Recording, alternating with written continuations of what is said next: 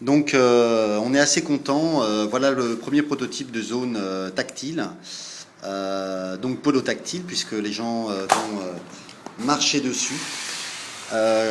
Donc une couche de plastique d'origine d'un tapis de danse, une feuille de papier d'aluminium, la mousse d'origine du tapis de danse, une feuille de papier d'aluminium, le plastique d'origine du tapis de danse, un contact donc d'un côté sur la masse, et puis l'autre côté sur le bouton.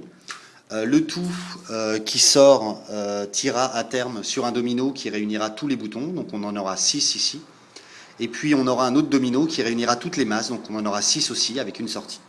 Donc ce qui est assez bien, c'est qu'avec Arnaud, mon collègue, on a donc ici placé des petits fils qu'on a soudés sur le circuit électronique d'origine donc du tapis de danse, lequel sort sur la prise donc pour PlayStation, laquelle sort sur l'adaptateur PlayStation USB, lequel on a raccordé à un ordinateur.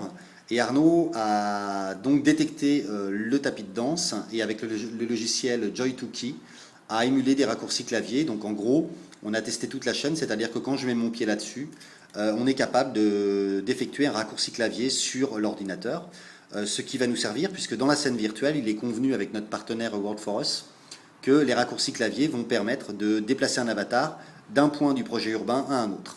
Donc maintenant, l'étape suivante demain, c'est que comme la carte qui sera au sol sera imprimée sur du contreplaqué assez épais d'1 centimètre, a priori, est-ce qu'on pourra mettre ces boutons sous la carte, ce que je souhaite, ou est-ce qu'on sera obligé de les mettre dessus parce que le poids du contreplaqué poserait problème dans une sorte d'appui permanent des boutons.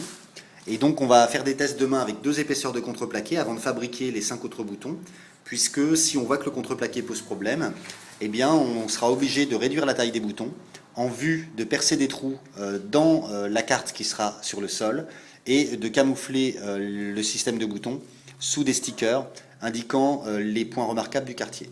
Dans l'autre cas, ça serait parfait. Et je suis assez optimiste étant donné qu'en effet ce dispositif est plutôt fait pour vraiment capter une différence de pression assez importante au milieu. Donc voilà une bonne avancée sur le contrôle logiciel à partir de la marche sur la carte.